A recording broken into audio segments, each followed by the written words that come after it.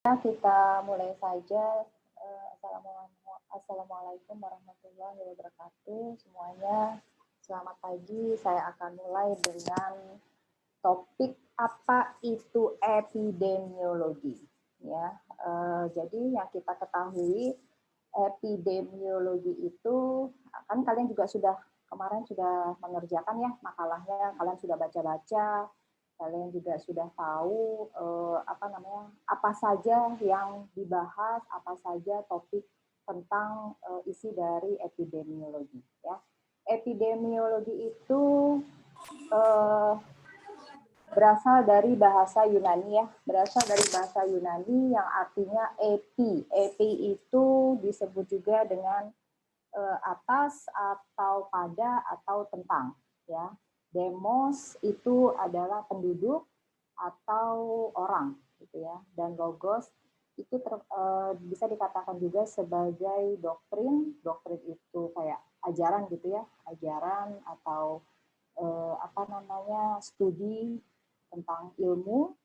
Jadi kalau dikatakan epidemiologi menurut The Mother Science of Public Health ya, menurut Blackley tahun 1990 atau The Core Science of Public Health menurut Getzmann tahun 98, itu dikatakan bahwa epidemiologi ini merupakan induk gitu ya, atau inti dari ilmu kesehatan.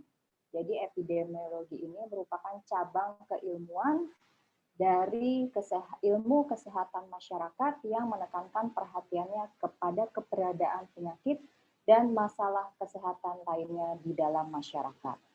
Itu pun juga yang menurut International Epidemiological Association pada tahun 1983 juga mengatakan studi tentang distribusi dan determinan keadaan dan peristiwa terkait kesehatan pada populasi, penerapannya untuk mengendalikan masalah kesehatan. Masalah kesehatan itu kompleks ya, banyak sekali dari penyakitnya, kemudian dari kematian, kecacatan, pokoknya masalah kesehatan yang dialami oleh penduduk atau orang seperti kita gitu ya, penyakit terutama penyakitnya. Kemudian menurut epidemiologi, menurut ahli Greenwood, dia juga, jadi menurut ahli juga banyak sekali yang mengatakan arti dari epidemiologi. Tapi yang di sini saya ambil hanya 4. Sebenarnya yang sudah saya baca-baca, yang sudah saya pelajari gitu ya, dari textbook, dari jurnal, itu ada sampai 15 ahli yang mendefinisikan epidemiologi, tapi hampir semuanya sama, yaitu studi yang mempelajari udah pasti masalah kesehatan, penyakit gitu ya, dan segala macam kejadian. Pertama menurut Greenwood tahun 1934 mengatakan epidemiologi itu mempelajari tentang penyakit dan segala macam kejadian yang mengenai kelompok penduduk. Kemudian menurut Brian McMahon tahun 70 sama juga, jadi memang intinya semua tentang ilmu apa tadi? Ilmu, ada yang masih ingat ilmu tentang apa? Mempelajari penyakit, betul ya, frekuensi dan distribusi penyebaran ya, masalah kesehatan. Kemudian menurut Wade Hampton Frost tahun 72, suatu pengetahuan tentang fenomenal massal penyakit infeksi atau sebagai riwayat alamiah penyakit menular. Menurut Les tahun 1988 juga mengatakan studi tentang distribusi dan determinan kejadian-kejadian terkait kesehatan pada populasi khusus dan aplikasinya untuk mengatasi masalah kesehatan. Jadi memang yang namanya epidemiologi itu ilmu tentang penyakit gitu ya, segala macam masalah kesehatan.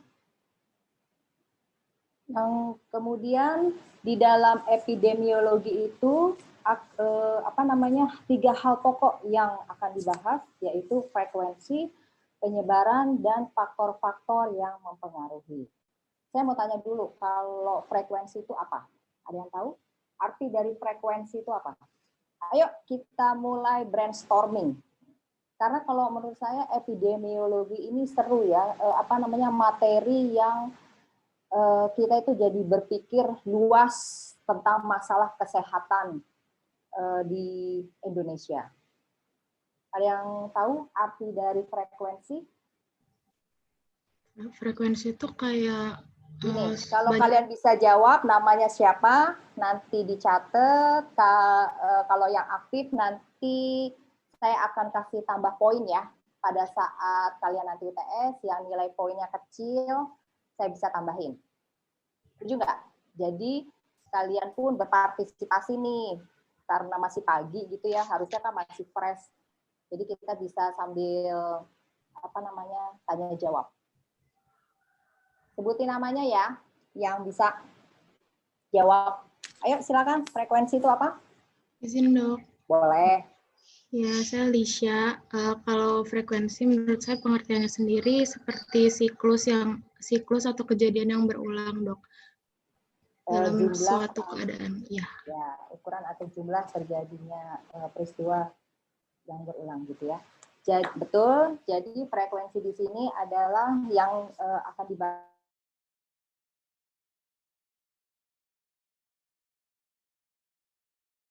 Yang dibahas itu adalah menemukan masalahnya dulu, kemudian baru melakukan pengukuran atas masalah kesehatan yang ditemukan, gitu ya.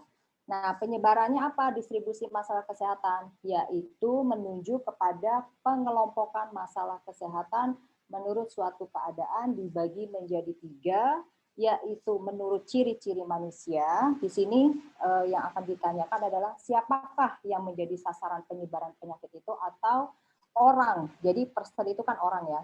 Jadi orangnya yang terkena penyakit itu siapa, gitu ya. Nanti ini saya akan bahas di topik selanjutnya. Kemudian ada yang kedua place. Place itu adalah tempat. Nah, jadi bisa dikatakan di mana penyebarannya dan terjadi penyakitnya itu seperti apa. Yang ketiga, masalah waktu. Waktu ini yang akan ditanyakan kapan penyebaran atau terjadinya penyakit tersebut, gitu ya. Faktor-faktor yang mempengaruhinya apa saja, yaitu menunjuk kepada faktor penyebab dari suatu penyakit atau masalah kesehatan yang menjelaskan tadi ya, frekuensi penyebarannya dan menerangkan penyebab munculnya masalah kesehatan itu sendiri. Yang lazim dilakukan adalah pertama, merumuskan hipotesanya terlebih dahulu tentang penyebabnya, kemudian melakukan pengujiannya terhadap rumusan hipotesa yang sudah tadi dirumuskan. Yang terakhir dilakukan kesimpulannya. Jadi ditarik kesimpulannya dari sebab akibat permasalahan tersebut, gitu ya. Nah, di sini yang saya katakan tadi, untuk mendapatkan informasi yang lengkap, maka di dalam epidemiologi semua informasi akan dibahas meliputi menggunakan what, who, where, when, why, how. Ini tuh kayak perencanaan ya. Jadi akan ditanyakan kalau what itu apakah penyakitnya, gitu kan. Kemudian kondisinya itu seperti apa? Apakah kondisinya itu ada apakah kondisinya itu udah ada obatnya atau belum, gitu kan. Kemudian sekalipun kondisinya itu sudah didiagnosa, tapi apakah penyakit itu bisa sembuh, seperti itu ya. Who itu kita tanyakan siapa yang sakit. Jadi kalau memang ya kalau kita mau membuat perencanaan itu pasti menggunakan 5W 1H gitu ya. Biar semua perencanaan itu sampai evaluasi itu yang tadi dikatakan hipotesa tadi ya, sampai kita menarik kesimpulan gitu ya. Terus yang where, di mana mereka tinggal atau di mana terjadinya. When, kapan mereka mengalami penyakit tersebut gitu ya. Why did become ill? Mengapa menjadi sakit? Ya kenapa? Apa karena dia terserang infeksi, kuman, penyakit seperti apa gitu ya. Dan yang terakhir, how did they become ill? Bagaimana mereka itu bisa sakit? Nah, itu yang tadi makanya harus dilakukan determinan faktor-faktor yang mempengaruhi dengan merumuskan hipotesa tentang penyebab yang dimaksud, melakukan pengujian, dan menarik kesimpulan. Ya. Kemudian, nah ini yang tadi saya katakan pada saat distribusi penyebaran, distribusi itu kan penyebarannya ya.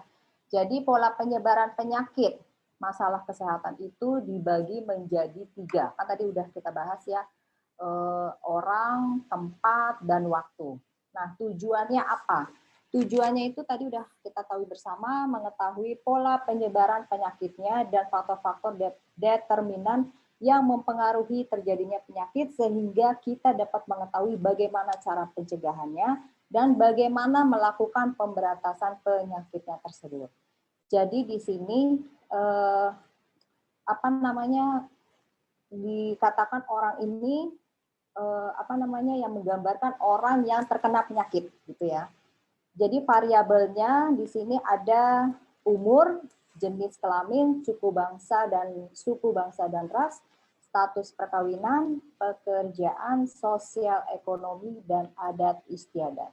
Kalau di umur itu yang dilihat apanya? Ada yang tahu?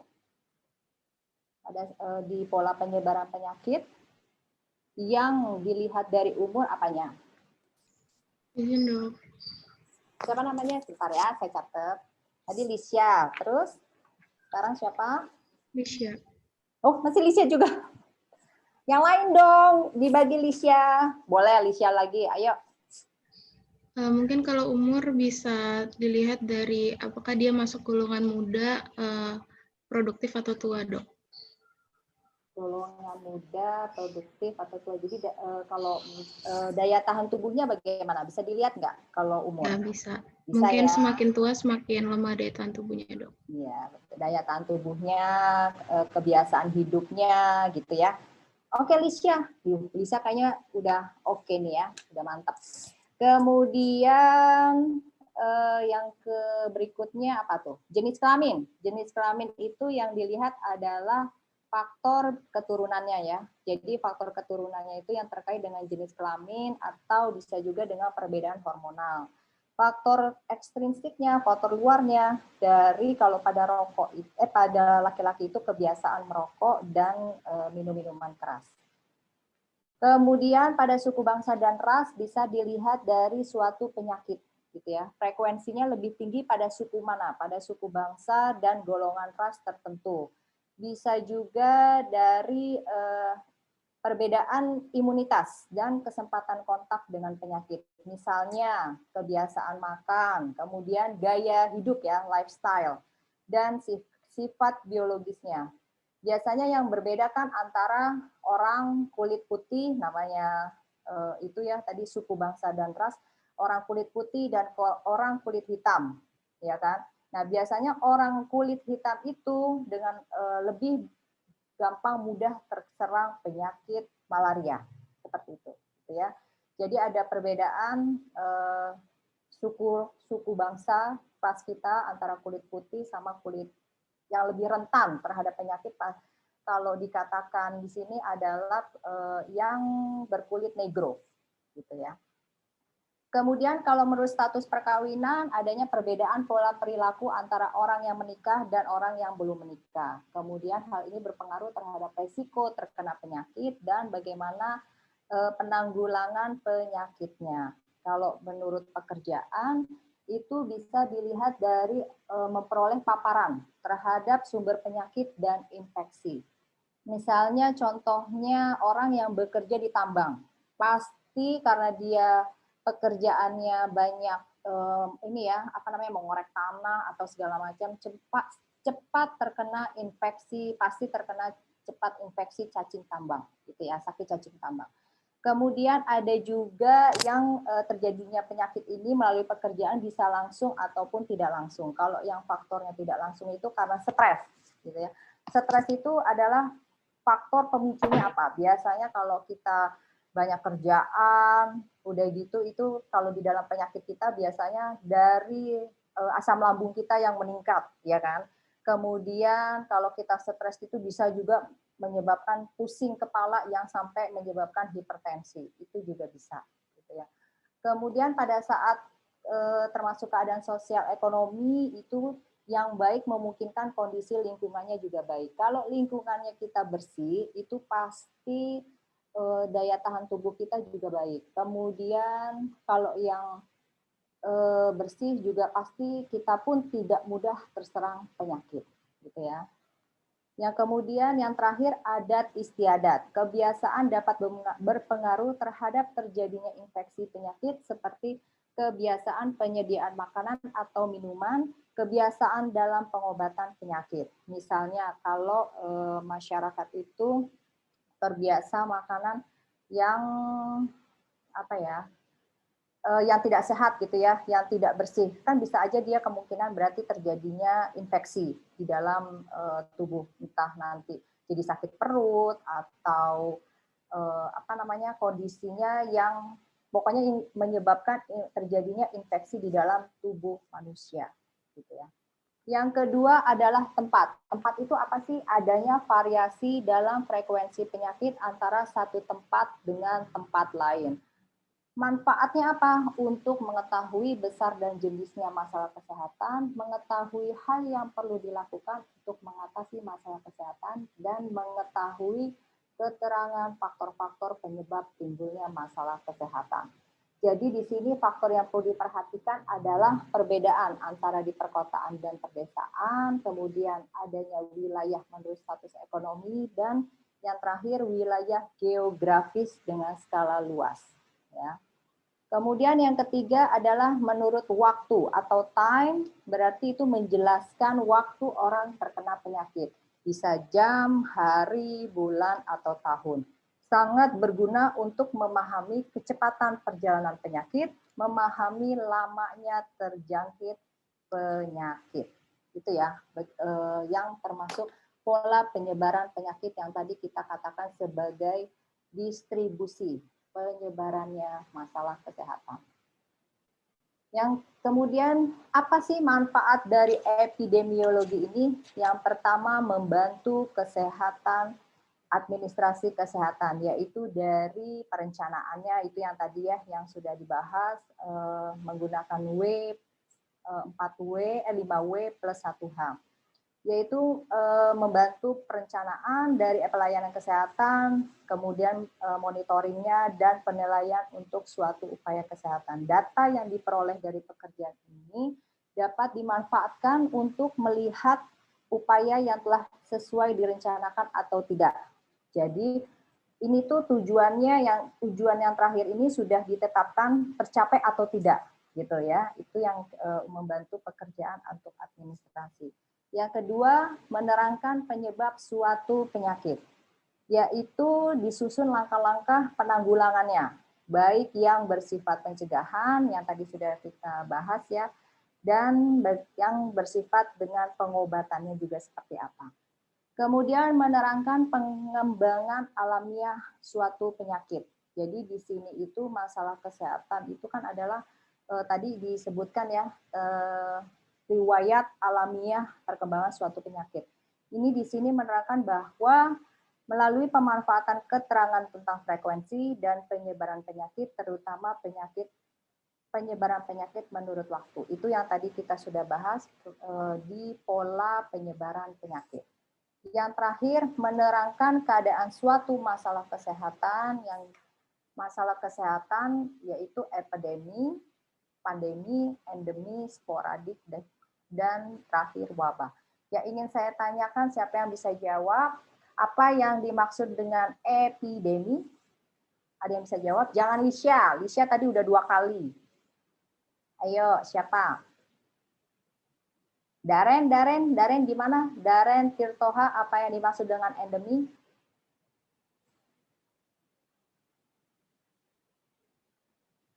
Ayo, Daren kan kamu pasti udah buat kan makalahnya kemarin.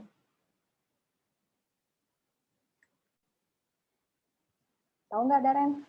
Endemi itu apa? Ada yang tahu? Dok, mau jawab. Siapa? Lisha? Widiana, Dok. Siapa? Widiana. Oke, nah gitu dong ya. Yuk aktif yuk. Widiana. Kalau misalkan epidemik itu penyakit yang skalanya besar sampai dari community, populasi sama dari suatu wilayah. Kalau endemi itu penyakit yang cuma di beberapa daerah doang, Dok. Ya, betul ya. Di beberapa daerah penyakitnya itu termasuk dalam suatu kasus kejadian luar biasa, tapi di satu tempat. Gitu ya. Kalau pandemi, oke, Vidiana. Kalau pandemi, ada yang tahu? Izin menjawab, Dok. Ya, boleh. Karena ini kalau kondisi sekarang kita disebutnya pandemi ya. Jadi apa tuh pandemi?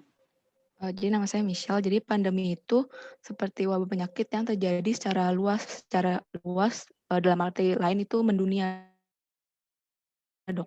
Betul ya. Jadi secara luas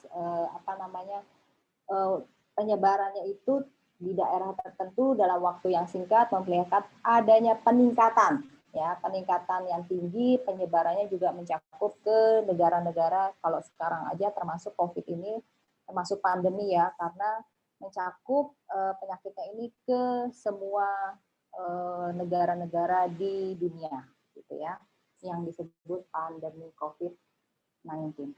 Kemudian yang ketiga sporadik. Ada yang bisa jawab sporadik? Makasih Michelle. Ada yang tahu apa itu sporadik? Ayo. Siapa lagi?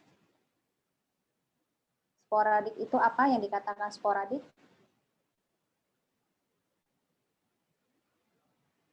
Ayu tuh. Tadi temannya udah pada paham tuh. Lisha, Vidiana, Michelle. Ayo, siapa lagi? Izin menjawab, Dok. Siapa? Kunti Triharyanti. Akun? Kunti Triharyanti. Oh, Kunti. Oke, Kunti Triharyanti. Oke. Jadi sporadik itu kayak penyakit di wilayah tertentu dengan frekuensinya berubah-berubah, Dok. Tapi menurut perubahan waktu. Iya, betul. Jadi masalah penyakitnya itu ada di wilayah tertentu, tapi jumlah atau waktunya berubah-ubah ya menurut perubahan waktu. Kalau wabah, yang terakhir siapa yang bisa wabah? Wabah kayak wabah flu burung misalnya, wabah penyakit muntaber. Itu apa? Yang dimaksud dengan wabah apa? Izin jawab, Dok. Boleh. Ayo, siapa namanya? Salsabila Putri Una, Dok. Oke, apa Salsabila? Jadi kalau wabah itu istilah umum untuk menyebut kejadian tersebarnya penyakit pada daerah yang luas, pada banyak orang, misalnya kayak wabah malaria gitu, Dok. Iya, betul. Dapat menimbulkan malapetaka gitu ya. Kayak yang memang kasus penyakit malaria itu kan termasuk wabah juga ya. Banyak bisa menimbulkan penyakit mematikan gitu ya, penyakit malaria. Kemudian yang berikutnya,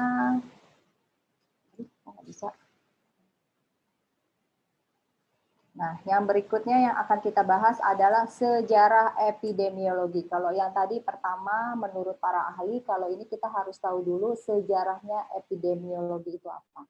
Menurut Hippocrates pada tahun 460 sebelum Masehi sampai 370 sebelum Masehi, Hippocrates ini disebut the first epidemiology. Jadi yang pertama kali mengajukan konsep analisis kejadian penyakit secara rasional, gitu ya.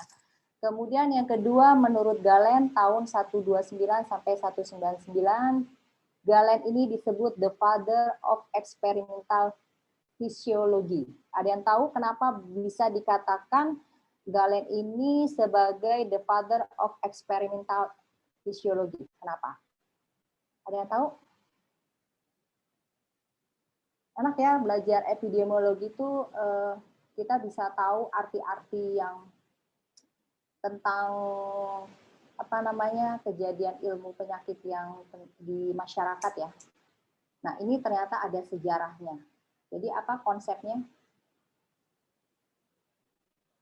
Dia mengajukan, langsung aja ya karena waktunya jalan terus. Galen ini mengajukan konsep bahwa status kesehatan berkaitan dengan gaya hidup dan kepribadian, tipe kepribadian, personality type dan lifestyle factor. Ya.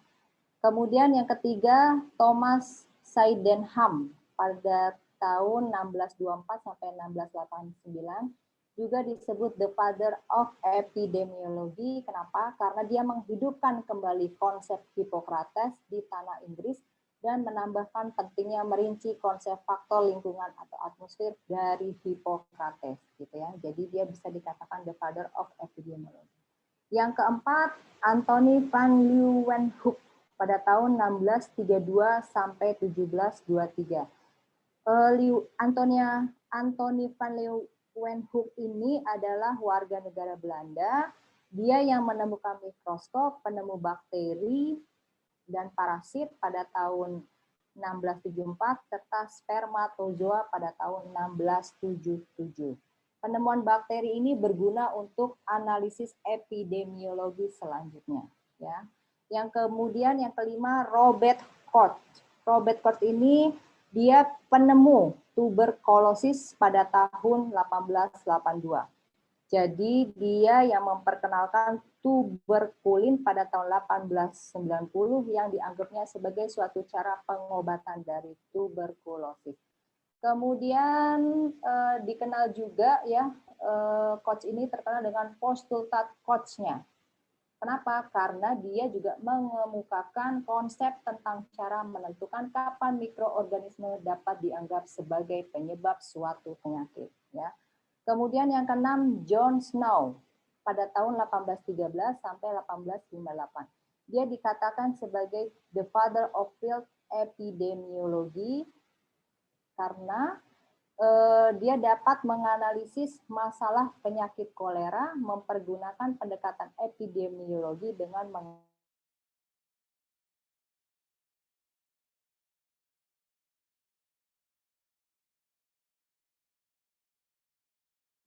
modern. Karena apa? Dia seorang ahli bedah, bisa melakukan analisis meningginya kejadian kanker skrotum di kalangan pekerja pembersih cerobong asap. Jadi analisisnya ini dia berhasil menemukan bahwa tar yang terdapat pada cerobong asap menjadi biang keladinya, gitu ya. Wah, ini luar biasa semua ya. Kemudian penemu-penemu ini luar biasa semua. James Lind terkenal dengan bapak trial klinik. Kenapa? Karena dia berhubungan dengan sejarah hubungan kekurangan vitamin C dengan scurvy, yaitu kekurangan vitamin C. Jadi dia yang memperkenalkan adanya kekurangan vitamin C bisa menyebabkan penyakit scurvy, gitu ya. Kemudian yang terakhir, Doll dan Hill.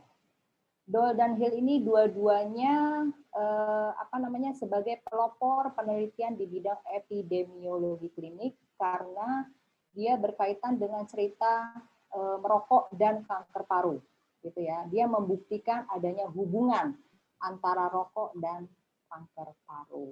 Jadi benar-benar semuanya itu ahli ya, semuanya itu memang semua pelopor gitu ya, pelopor yang bisa menemukan, ada yang menemukan mikroskop, ada yang dikatakan sebagai bapak epidemiologi modern gitu ya, luar biasa.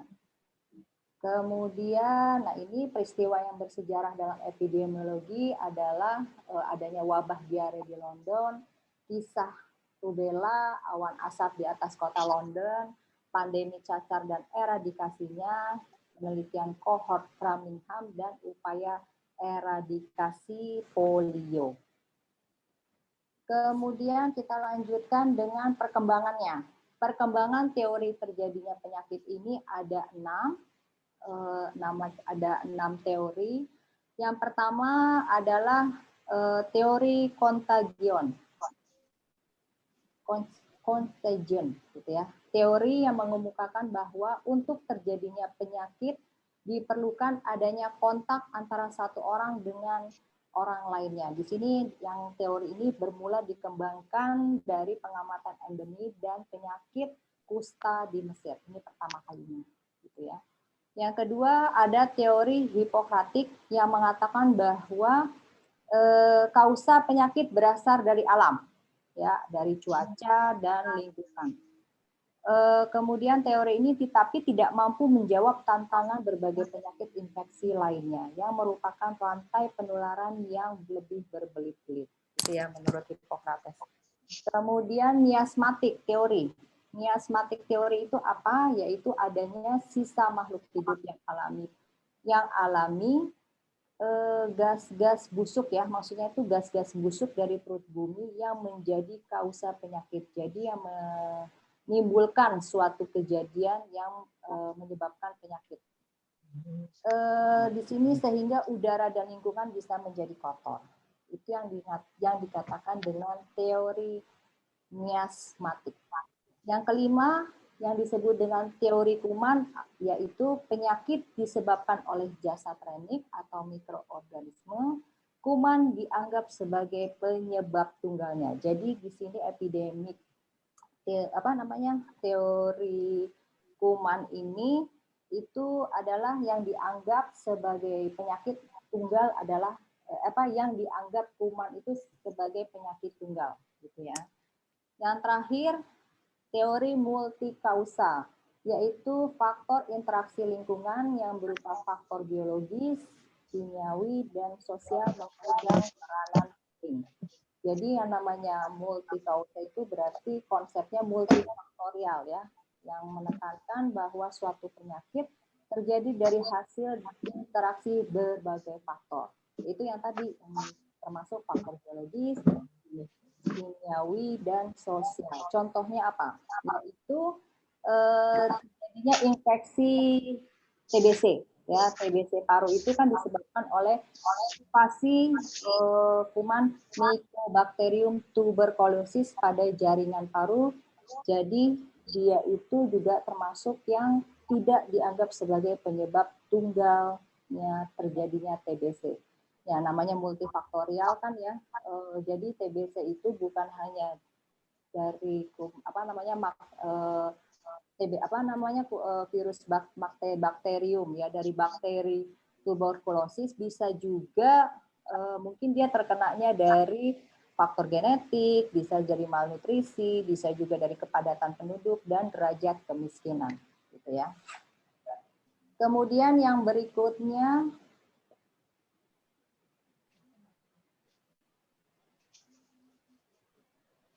nah, sekarang yang akan saya bahas yang berikutnya adalah hubungan sebab akibat. Jadi di sini ada beberapa hubungan sebab akibat, yaitu ada kausalitas yang dikemukakan oleh Bradford Hills, kemudian model roda, kemudian jaring-jaring sebab akibat, dan yang terakhir adalah epidemiologi.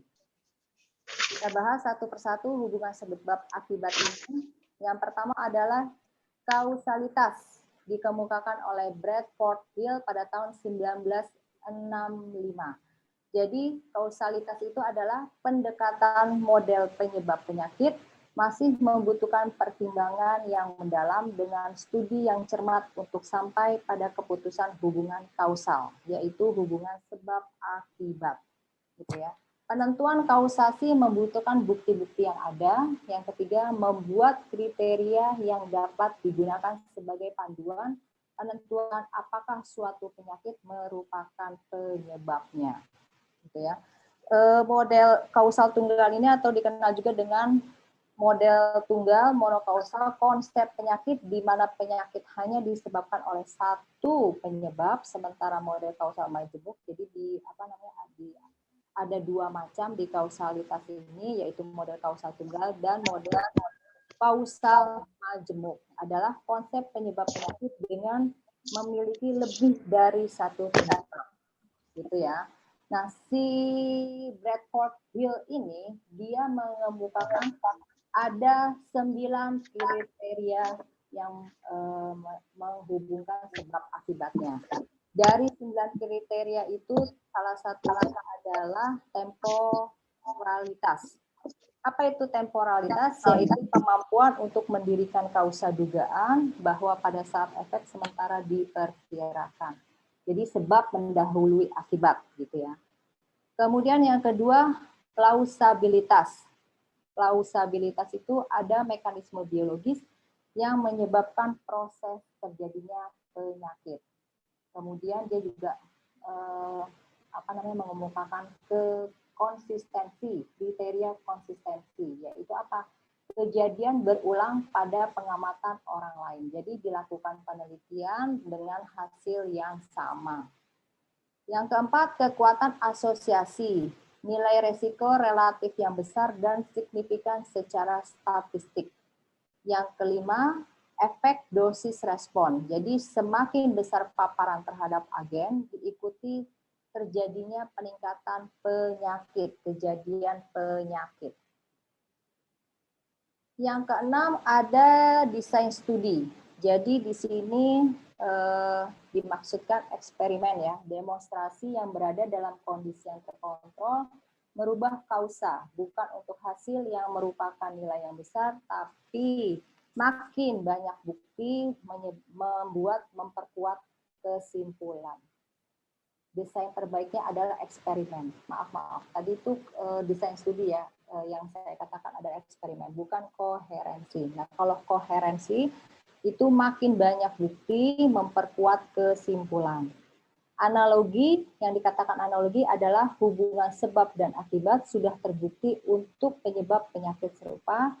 Yang terakhir adalah spesifisitas, yaitu satu penyebab menimbulkan satu efek. Ini yang dibuat oleh Bradford Hill dengan 9 kriteria. Nanti berikutnya desain studinya itu nanti kalian pelajari, itu akan dibahas oleh pengampu dosen KGM yang lain.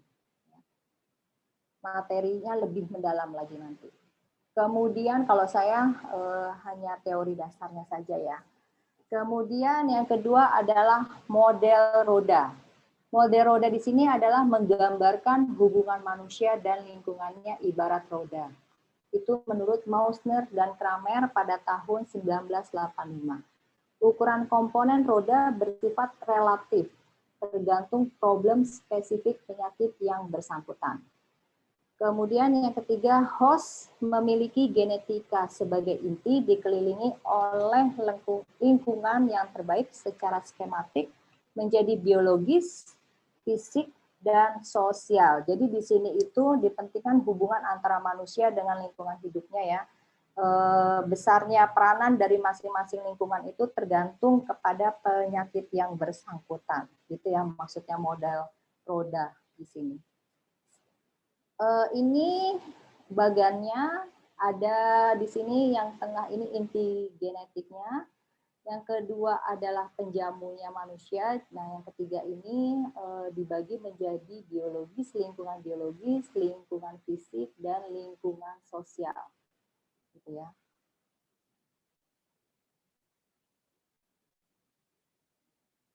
Yang ketiga, model jaring-jaring sebab akibat. Jaring-jaring sebab akibat ini dikemukakan oleh McMahon dan Patch tahun 1970. Di dalam terjadinya suatu penyakit dapat dicegah atau dihentikan dengan cara memotong mata rantai berbagai faktor penyebab sebelumnya. Faktor yang memudahkan terjadinya penyakit atau efek disebut promotor dan penghambat disebut inhibitor. Ini gambarnya model dari jala kausa. Jadi di sini ada promotor, faktor yang memudahkan terjadinya efek. Nah, di sini adalah inhibitor. Yang disebut inhibitor adalah faktor yang menghambat terjadinya efek. Jadi saya memberikan contoh di sini ya. Saya ambil contoh salah satunya bagaimana ini terjadinya penyakit dari penyakit jantung gitu ya. Kan kalian bisa tadi kan dikatakan harus memutus apa katanya tadi? Harus memutus mata rantai berbagai faktor penyebab sebelumnya. Jadi kalau dilihat di sini mana yang harus diputus rantainya. Jadi kita tuh harus tahu dulu gejala dari penyebab penyakit jantung itu apa? Apakah dari merokok, apakah dari hormon, apakah bisa dari stres gitu ya. Kemudian dari diet. Dietnya itu apa? Apakah lemak, dari kalori yang kita konsumsi, dan apakah karena kita punya penyakit jantung itu dari penyebabnya dari garam, itu juga bisa, atau enggak dari kita melakukan aktivitas fisik, gitu ya. Apakah juga bisa dari olahraga, kemudian Kemudian yang terakhir dari keturunan, heredity. Gitu ya. Ini penyebabnya kita harus tahu dulu apakah bisa menyebabkan di sini terjadinya kondisi kelebihan lemak dalam darah. Ya. Kemudian di sini inhibitornya.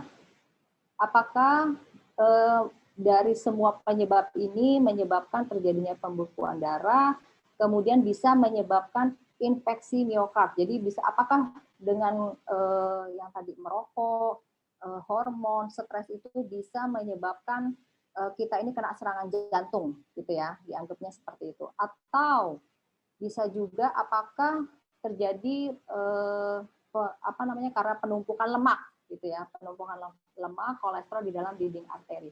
Apakah itu yang bisa menyebabkan hipertensi? Apakah itu yang bisa menyebabkan penyakit hipertensi atau bisa juga terkena penyakit jantung koroner atau penyakit vaskular otak. Makanya itu yang namanya disebut model jaring-jaring sebab akibat.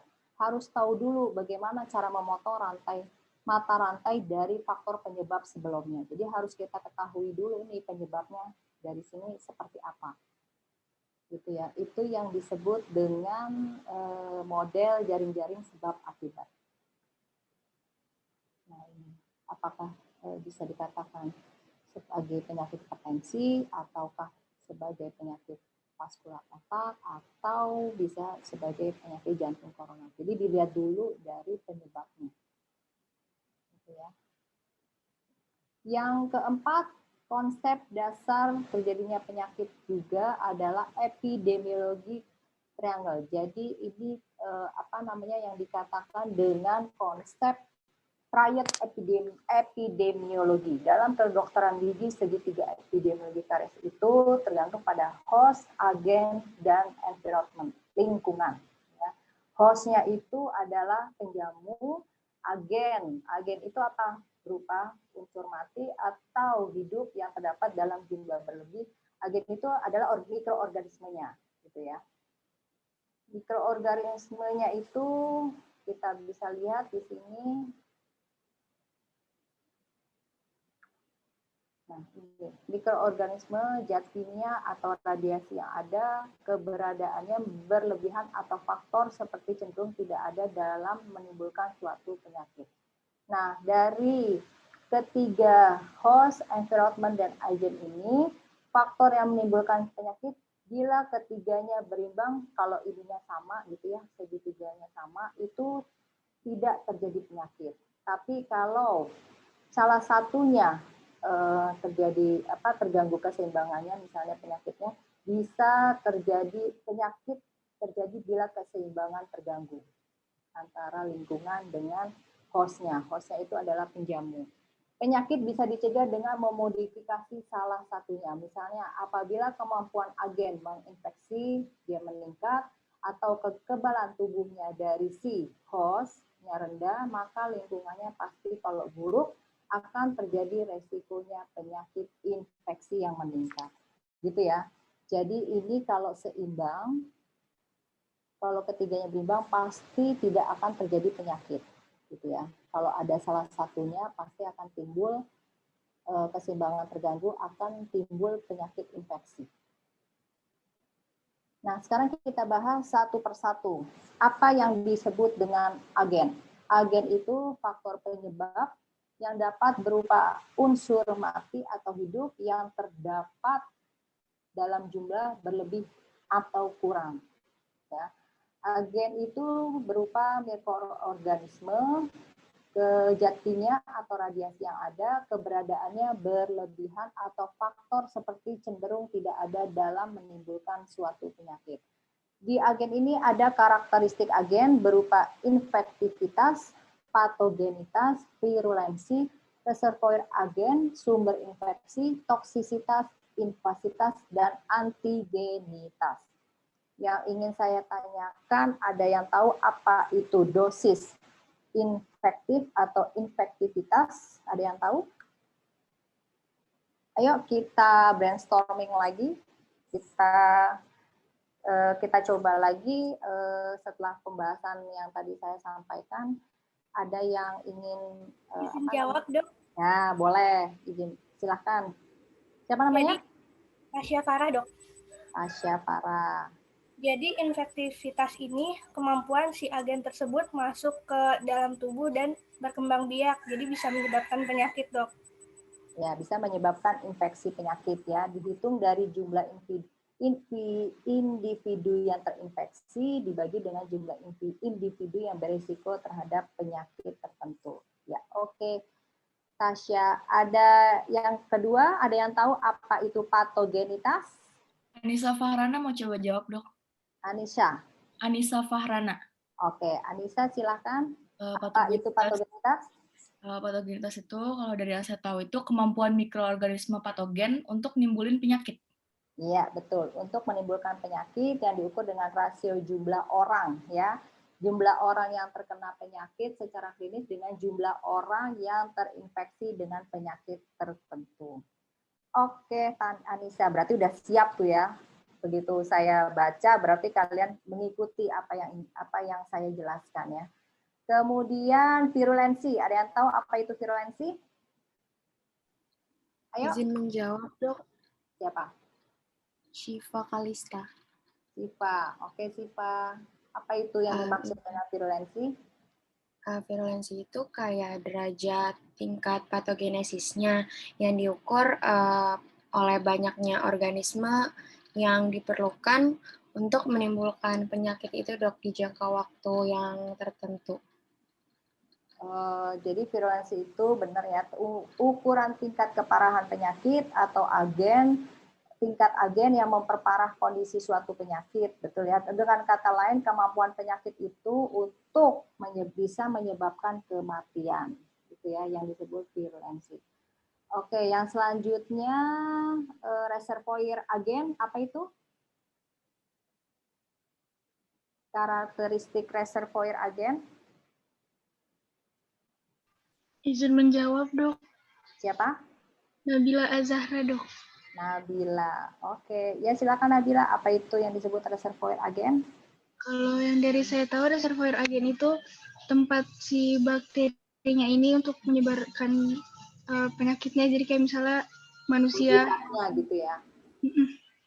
Ya betul, habitat alami agen. Jadi yang mungkin termasuk di situ ada habitat itu ada manusia, betul, ada hewan dan ada sumber lingkungan. Yang berikutnya sumber infeksi. Sumber infeksi itu adalah orang atau objek tempat penjamu ditularkan oleh agen menyebabkan penyakit, gitu ya. Kalau yang sumber infeksi dikatakan informasi dari reservoir dan sumber penyakit dibutuhkan untuk membuat langkah-langkah pengendalian yang efektif. Sumber infeksi yang penting adalah orangnya. Orang itu sebagai karier, dia membawa di mana ia terinfeksi, namun tidak menunjukkan gejala-gejala klinis. Itu yang dikatakan dari sumber infeksi. Yang kemudian toksisitas. Toksisitas itu adalah kesanggupan organisme untuk memproduksi reaksi kimia yang toksik dari substansi kimia yang dibuat dalam upaya dia ini merusak jaringan untuk menyebabkan penyakit dari berbagai kuman dan mengeluarkan zat toksis tersebut. Kemudian yang berikutnya invasitas. Invasitas itu adalah kemampuan organisme untuk melakukan penetrasi dan menyebar setelah memasuki jaringan. Terakhir, antigenitas. Antigenitas itu adalah kesanggupan organisme untuk merangsang reaksi imunologis dalam penjamu. Jadi di beberapa organisme mempunyai antigenesitas yang kuat dibanding dengan yang lain. Jika menyerang aliran darah akan lebih merangsang imunorespon dari yang hanya menyerang ke permukaan membrannya saja. Nah, yang ingin saya tanyakan di sini faktor-faktor agennya. Nah, ini ya, faktor-faktor agennya apa saja? Coba ada yang tahu dari agen biologi. Agen tadi kan adalah sebagai penyebab penyakit dan dapat berupa unsur hidup dan unsur mati. Nah, yang ingin saya tanyakan dari faktor agen ini adalah biologi. Agen biologi itu yang disebut agen biologi apa? Ada yang tahu? Ayo, agen biologi apa? Apa? Izin menjawab, Dok. Siapa namanya? Syafrina. Safrina, apa Safrina yang termasuk dalam faktor agen biologik? Agen biologik itu kayak lebih kayak mikroorganisme gitu, kayak bakteri, virus, yang bisa menyebabkan penyakit itu. Ya, betul. Yang bisa menyebabkan penyakit influenza misalnya gitu ya. Kalau virus bisa menyebabkan penyakit influenza, ada bakteri, protozoa, jamur, cacing dan insekta. Oke, kalau agen fisika itu apa? Ada yang Izin tahu? menjawab, Dok. Ya, boleh. Contohnya kayak radiasi, terus suhu udara gitu bukan, Dok? Yang kalau radiasi bisa menyebabkan kanker gitu. Ya, betul ya. Kalau agen kimiawi itu yang berupa tadi itu ada cahaya, radiasi. Kalau panas itu bisa menyebabkan luka bakar ya. Kalau kemudian ada suhu, juga ada yang dari luar tubuh, agen kimia itu ada yang zat racun, obat, senyawa kimia yang dari dalam tubuh itu kayak kolesterol, ureum gitu ya. Kalau yang disebut dengan agen, tadi itu agen, saya sebutnya agen apa tadi ya? Oh, tadi fisika ya. Kalau fisika itu tadi ya, kayak panas, benar, kayak luka bakar, saya udah nyebutnya kimia aja. Faktor agen kimia, tadi udah saya sebutin ya, yang dari luar tubuh itu seperti zat racun, obat, senyawa kimia, dan yang dari dalam itu ada ureum dan kolesterol. Itu yang disebut agen kimia. Jadi bisa dari yang luar tubuh itu obat-obatan, limbah industri, pestisida, kayak seperti itu ya agennya. Kalau yang menurut kalian yang dimaksud dengan agen fisik apa? Contohnya apa? Ada yang tahu agen fisik? Tekanan, Dok. Atau fisik apa? Seperti radiasi masuknya ke fisik, Fisika. tekanan. Kan tadi fisika, kan kalau radiasi, kalau ini kan fisik. Daya tahan tubuh bukan, Dok? Psikis. Apa? Tingkah laku mungkin, Dok.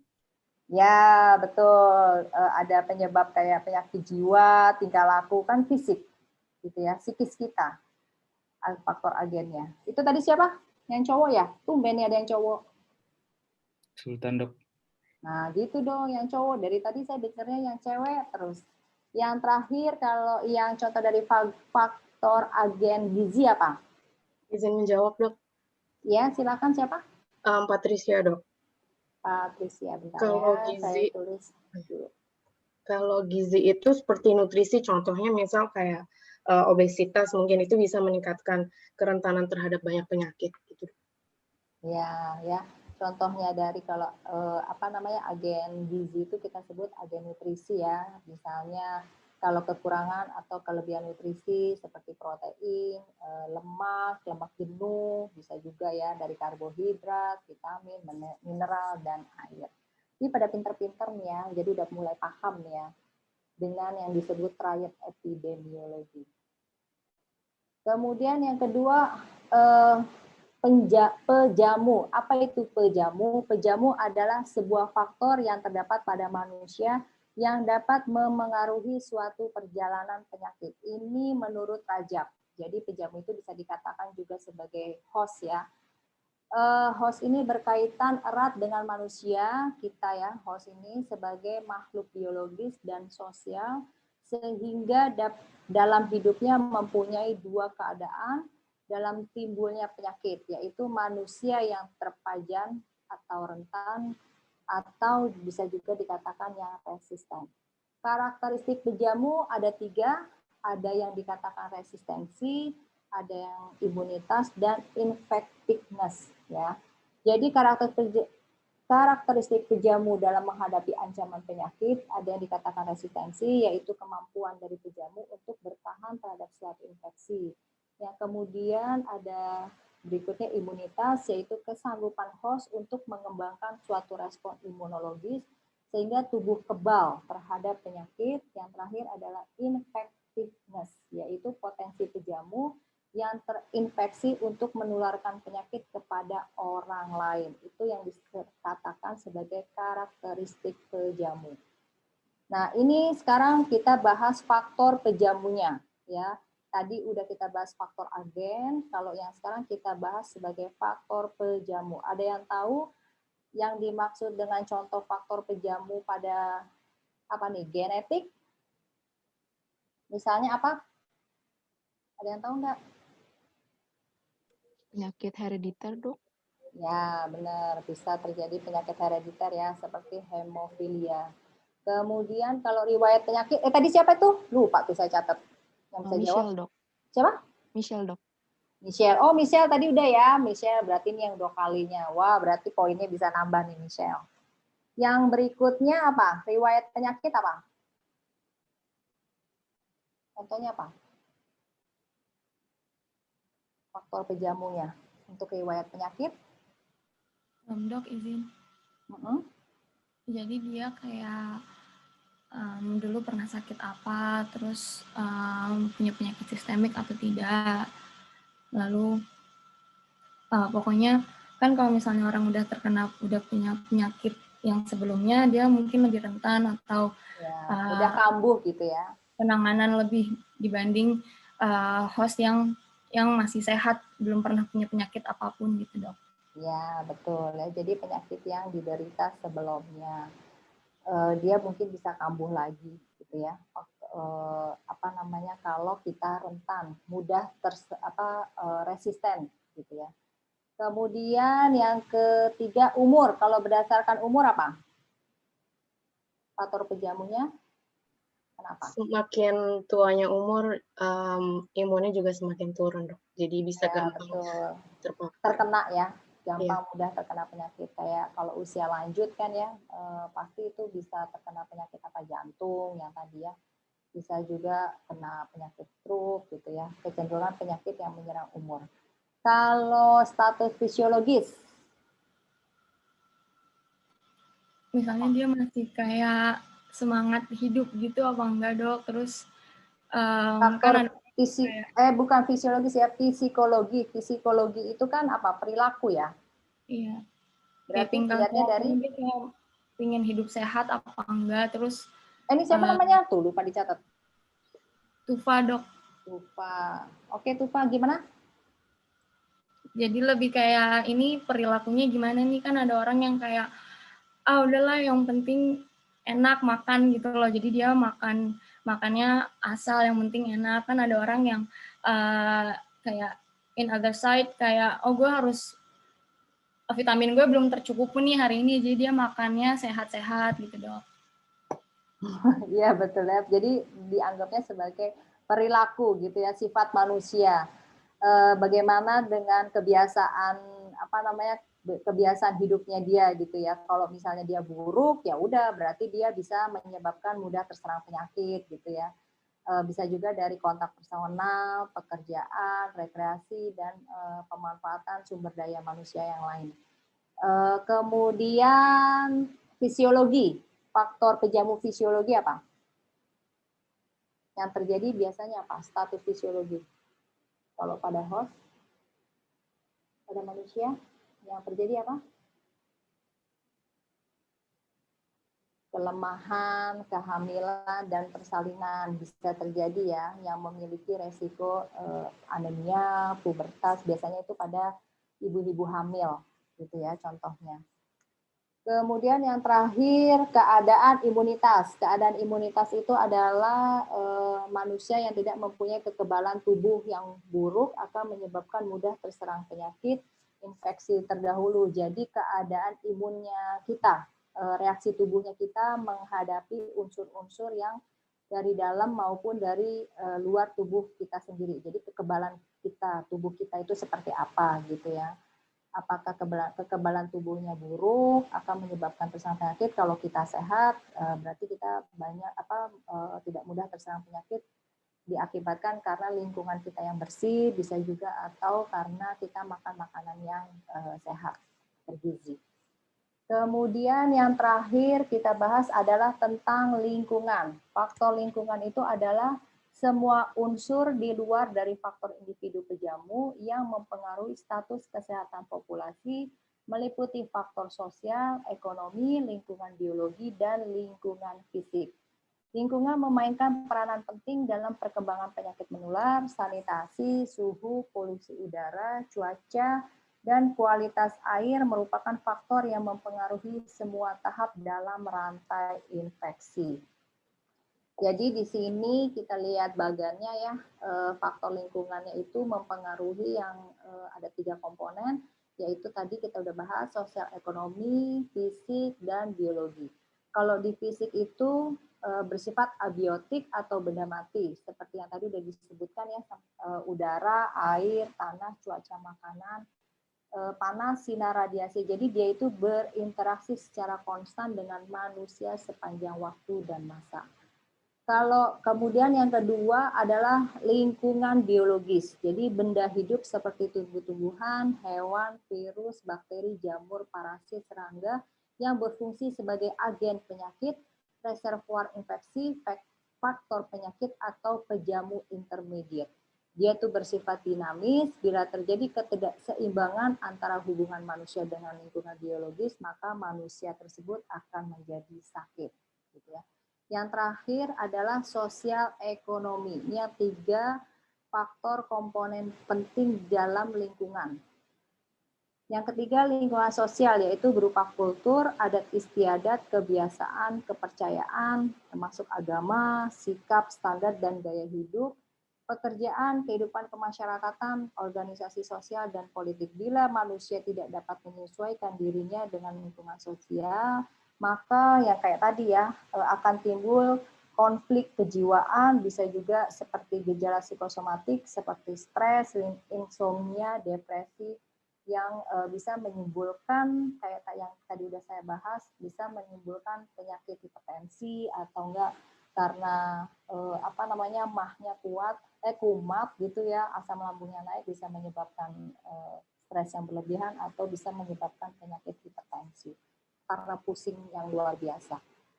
Kemudian di sini yang berikutnya adalah pencegahan penyakit dapat dilakukan dengan memutus mata rantai interaksi antara host, agen, dan environment.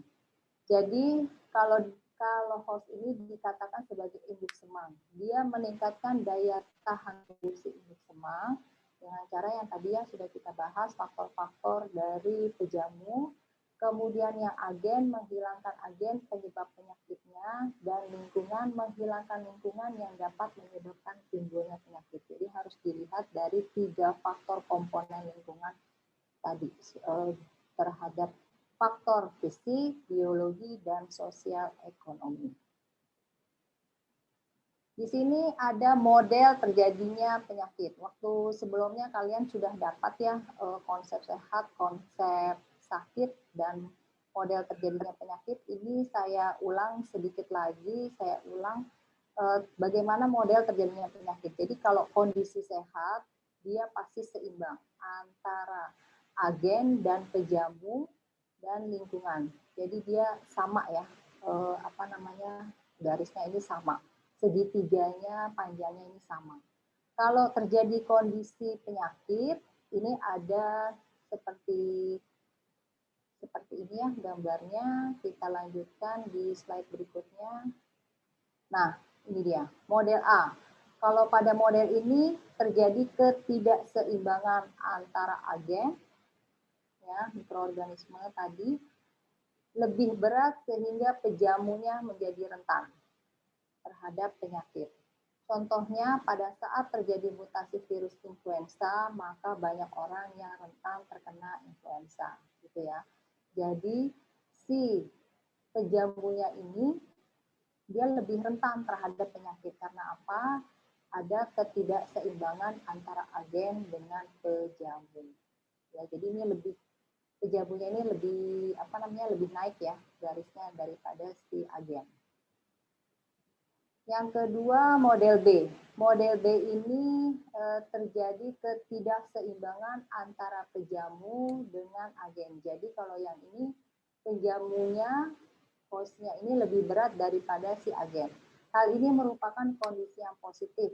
Jadi pengaruh agen tidak ada, dianggap tidak ada. Contohnya, kalau pola hidup pejamu itu bagus, maka daya tahan tubuh kita itu semakin baik bisa menangkal serangan agen penyakit. Nah, itu tadi ya, bisa dikatakan kalau pola hidup kita ini selama kita rutin berolahraga, selama kita menjaga pola makan yang bergizi, itu udah pasti kalau ada serangan virus atau bakteri itu bisa ditangkal dengan antibodi kita, ya, si pejamu.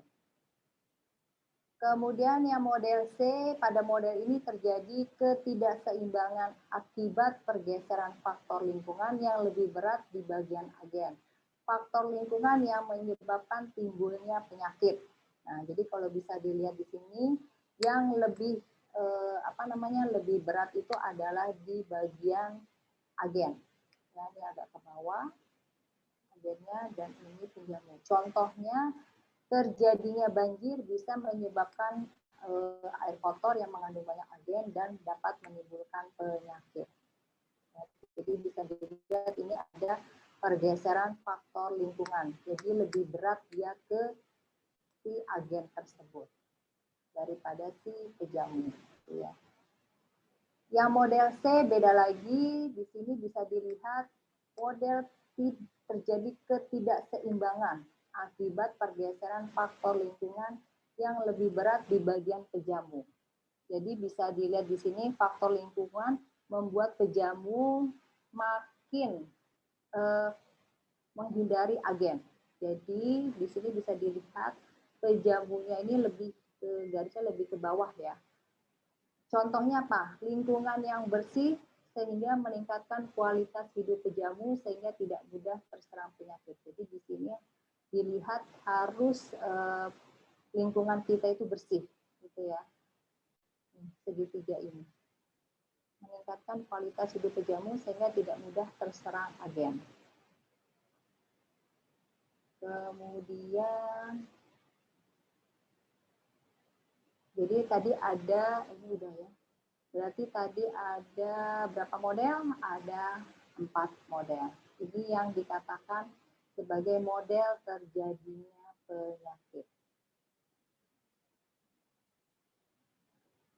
Oh, ternyata sudah habis. Ini daftar pustakanya yang saya ambil. Itu berarti pembahasan terakhir saya. Saya ucapkan terima kasih. Ada yang ingin ditanyakan atau dari dosen-dosen pengampu yang lain ada yang ingin ditambahkan sebelum ada pertanyaan dari teman-teman semua? Dokter, ini saya stop share dulu ya. Dokter Pindo, Dokter Maya, Dokter Anissa mungkin ada yang ingin ditambahkan? Silakan, Dok. Aman sih, Dokter Irma, aman. Aman, Dokter Maya. Dokter Pindo, ada yang disampaikan? Atau Dokter Anissa, Dokter Muti, ternyata ada Dokter Muti, Dokter Fauzia, silakan, Dok. Udah mantap, Mbak Irma. Ini harus difahami betul-betul ya, karena nanti akan correlate dengan materi berikutnya. Nanti kita masuk ke secara khusus, kalau hari ini dibahas EPID secara umum ya, nanti kita akan masuk ke EPID oral, jadi langsung ke penyakit gigi dan mulut. Makanya dasarnya harus paham dulu, karena nanti masuk ke yang bagian inti gitu ya, oral penyakit gigi dan mulutnya. Jadi teman-teman mahasiswa semua udah lebih paham gitu. Itu aja, Dok. Thank you. Terima kasih, Dokter Ica, Dokter Anissa, Dokter Muti. Dokter Irma, udah lanjut. Ada ya. Terima kasih ya, Dok. Ada dari mahasiswa yang ingin ditanyakan? Tapi seru ya, jadi selama saya mengajar pun kalian juga ikut berpartisipasi ya di sini. Jadi ada ada ilmu-ilmu yang kita bisa tahu sama-sama arti dari epidemiologi ini ya. Kayak tadi ya, patogenitas, virulensi, yang yang secara umum itu nanti kalian akan lebih mendetil belajarnya udah masuk yang tadi kata Dokter Anissa ke bagian oralnya, gitu ya. Jadi sekarang kalian harus diulang lagi, dibaca-baca lagi yang epidemiologi dasar yang sudah saya sampaikan barusan. Ada yang ingin ditanyakan? Dok, saya mau bertanya. Ya, silakan Patricia. Kalau istilah yang window of infectivity itu gimana, Dok? Apa kayak kita sebagai host itu seperti jendela, jadi bisa kemasuk agen atau gimana, Dok, maksudnya?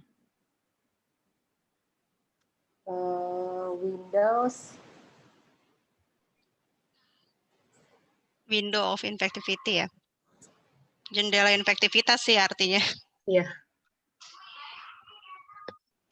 Dokter Irma, saya bantu jawab ya, Dok. Ya, silakan Dokter Maya. Kebetulan ininya partnya preventif. Iya.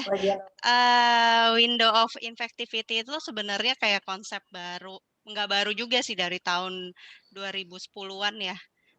Udah dibahas, tapi penelitiannya lebih lama lagi dari itu. Jadi konsep window of infectivity itu ada period time di suatu penyakit gitu, di mana pada periode tertentu tersebut itu merupakan kayak waktu riskan untuk terjadinya timbul penyakit gitu. Nah, kalau kita bisa menjaga si period time-nya ini, misalnya kita udah tahu nih, kan tadi Dokter Irma udah jelasin tuh host, agent, environment kan, penyebab penyakit nih. Kalau kita bisa mutus salah satu mata rantainya gitu ya, pada waktu yang period time masing-masing penyakit tadi, nah kemungkinan si agent untuk menginfeksi itu bisa kita hindari gitu. Nah, yang penelitiannya yang udah banyak tuh di karies ya. Karies itu jadi boleh search jurnalnya banyak udah di usia kayak saya lupa ya, dari umur berapa bulan gitu sampai lupa nih. Pokoknya sampai ada, nanti saya ingat lagi ya. Nah, dia kalau bisa satu periode itu kita bisa mempertahankan masuknya kuman ke dalam rongga mulut ya, itu dalam usia balita.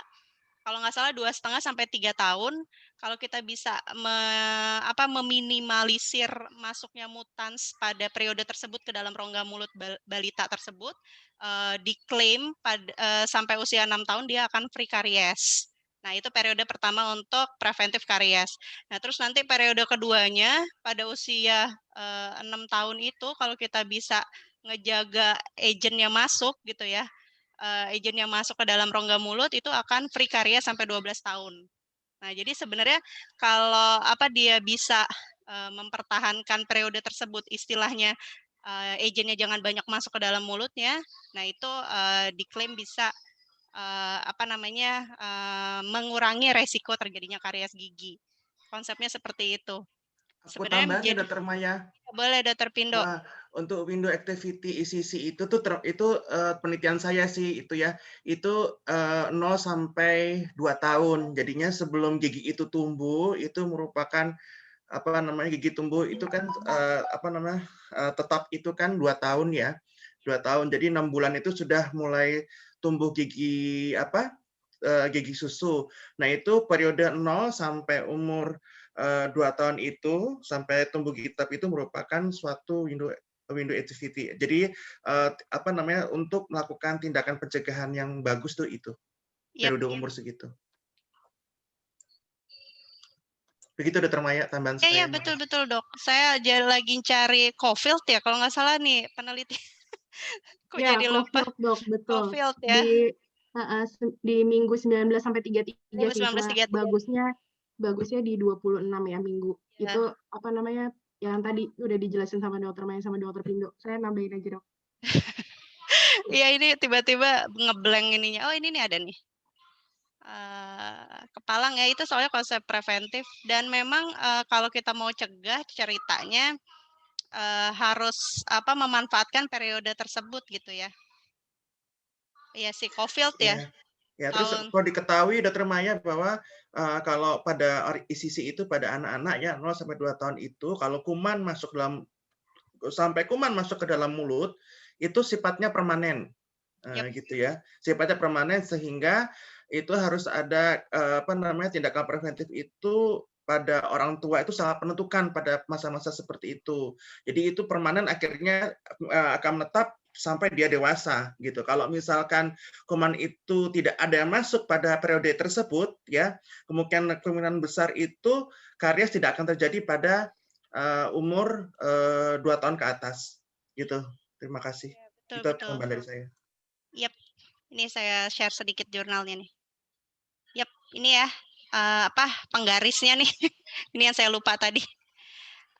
Jadi kalau kita bisa mempertahankan periode ini gitu ya di tadi 19 bulan sampai 31 bulan ya, Dr. Ica, Dr. Pindo ya. Sekitar sampai 2 tahunan anak. Jadi kalau kita tadi meminimalisir masuknya agen ke dalam mulut, agennya karies kan mutans ya. Nah, ini tuh bisa diklaim bisa mengurangi resiko terjadinya karies. Nah, ini nih konsepnya nanti nyambung-nyambung. Makanya pada saat anak usia segini kita berusaha mempertahankan jangan sampai ada mutans yang masuk melalui transmisi. Mau misalnya saya tukeran sedotan sama anak saya yang balita atau saya ngasih sendok yang habis dari mulut saya atau niup gitu ke dalam mulut balita gitu, bayi saya misalnya. Nah, itu kan transfernya mutans. Nah, konsep ini dipakai.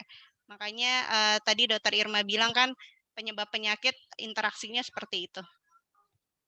Oke. Bisa menjawab mungkin ya Patricia langsung nih. Ya, Dok. Kita kalau ngomongin preventif keluar semua nih. Jelas, Dok. Makasih, Dok. Oke. Dr. Irma maaf ya karena ini menggebu-gebu kalau preventif. Silakan Dr. Maya. Luar biasa memang ini. Ada lagi yang ditanyakan tuh. Nanti bisa dengan pengampunan keroyokan. Dok, izin bertanya. Silakan, Lisya. Iya, jadi tadi di pembahasan Dr. Irma, saya mendengar istilah eradikasi ya, Dok. Nah, terus setelah saya baca, ada kesamaan dari definisi eradikasi sama eliminasi. Jadi kayak eradikasi sama eliminasi itu, kalau yang saya baca kayak keadaan di mana penyakitnya itu udah nggak ada lagi, Dok, kayak secara permanen hilang atau kayak sangat berkurang. Cuma masih bingung, Dok, apa pembedanya dari eradikasi sama eliminasi gitu, Dok.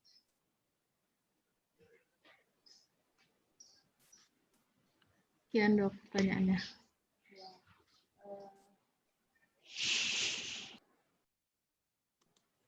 Dr. Maya? PPT-nya lagi kali ya, Dr. Irma.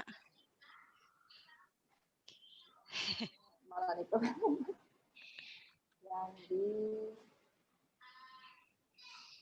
Wait. Ini ya, peristiwa ya. Oke. Ini ya, eradikasi. Iya. Pandemi cacar dan eradikasi. Alicia, tadi pertanyaan gimana? Kan eradikasi polio? Ya, jadi tadi kan dibahas eradikasi, Dok. Tapi waktu saya searching, ada kemiripan dari definisi eradikasi sama eliminasi. Nah, tapi tidak, apa ya, Dok, kayak tidak bisa membedakan gitu, Dok. Eradikasi itu yang mana, eliminasi yang mana, gitu. Peristiwa bersejarah dalam epidemiologi. Bentar.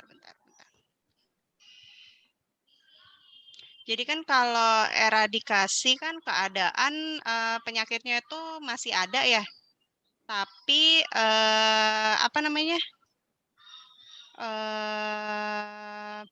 gejala-gejala permanennya sudah ini ya. Bentar, saya cari jurnalnya dulu.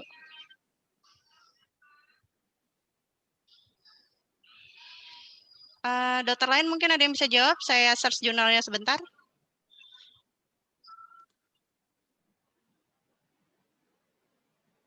Jadi kamu nggak bisa bedain eradikasi sama... Mungkin saya jawab eradikasi dulu ya. Boleh Dokter Fauzia, demo nih, demografi. Iya, eradikasi itu eliminasi penyakit secara sampai ke akar-akarnya secara besar-besaran sehingga penyakit itu sudah tidak ditemukan lagi di dunia ini. Contohnya dulu kan ada yang istilahnya eradikasi polio. Itu polio itu sudah tidak ditemukan. Tapi sekarang kan muncul lagi, artinya re-emerging disease itu. Bisa saja eradikasi itu muncul kembali, tapi kita sudah berusaha melakukan eliminasi secara besar-besaran sehingga dia sudah tidak muncul lagi pada waktu itu di seluruh dunia. Tapi sekarang ternyata bisa muncul lagi yang disebut re-emerging disease. Polio ada lagi. Seperti cacar zaman dulu ada penyakit cacar yang dia berbekas namanya bukan measles ya. Cacar yang sampai bikin orang cacat mukanya itu sampai sekarang kan sudah tidak ada. Itu namanya sudah eradikasi. Sudah dieradikasi sampai ke akar-akarnya. Seluruh dunia sudah tidak ada lagi penyakit tersebut. Cacar apa itu coba dokter yang lain? Nah, bukan measles ya, cacar air ya istilahnya. Zaman dulu kan ada wajah sampai bopeng itu, sekarang sudah tidak ada. Namun polio muncul lagi sekarang. Itu mungkin ya bisa dimengerti nggak apa itu eradikasi dan eliminasi? Dok, pertanyaannya tidak bisa membedakan antara eradikasi dan eliminasi. Kalau eliminasi kan insidensnya ya yang nggak ada, benar nggak dok ya saya? Kalau eliminasi itu jadi penyakitnya masih ada, tapi insidensi, jadi jumlah kasus baru yang muncul yang nggak ada gitu ya? Eradikasi itu lebih ini lagi, eradicate itu kan secara ini sampai ke akar-akarnya dia sudah tidak ada. Saya contohkan tadi penyakit cacar air itu, yang bopeng itu udah nggak muncul lagi, sudah dieradikasi. Jadi mungkin Lisha nanti pengertian kan ini saya harus jelasinnya karena terkait prevalen sama insidence ya. Nah itu tuh nanti kita belajarnya bareng saya itu di pertemuan kelima. Jadi Lisha mesti tahu dulu konsep prevalen sama insidence. Nah untuk sampai saat ini saya cuma bisa jawab kalau eradikasi itu prevalensinya yang hilang. Jadi benar-benar nggak ada, mau kasus baru, kasus lama tuh nggak muncul. Tapi kalau eliminasi, insidensinya yang nggak ada. Jadi jumlah kasus yang baru munculnya ini nggak ada. Nah kita ngarepin mungkin yang pertama kan eliminasi dulu, jadi insidensinya yang nggak ada. Jadi kasus tuh nggak nambah gitu ya, kayak COVID sekarang. Tapi nextnya kita pengen eradikasi ya dok untuk COVID. Gitu. Jadi benar-benar permanen. Kembali. Tidak ada kasusnya. Nanti saat ini gitu dulu ya Lisa jawabannya. Nanti kita pas bahas prevalen sama insidence pasti Lisa bisa bedain. Oke, makasih dok. Udah lama nggak belajar teori. Saya udah berkutat dihitung mulu. Ya udah lanjut pertanyaan lagi ayo. Terima kasih sudah membuat pagi saya agak lebih berwarna. Diajak mikir. Ayo ada lagi mungkin Dr. Irma. Ada lagi? Apa sudah cukup? Kayaknya sudah cukup nih Dr. Maya. Nggak ada lagi yang bertanya. Udah ya? Saya stop recordingnya ya.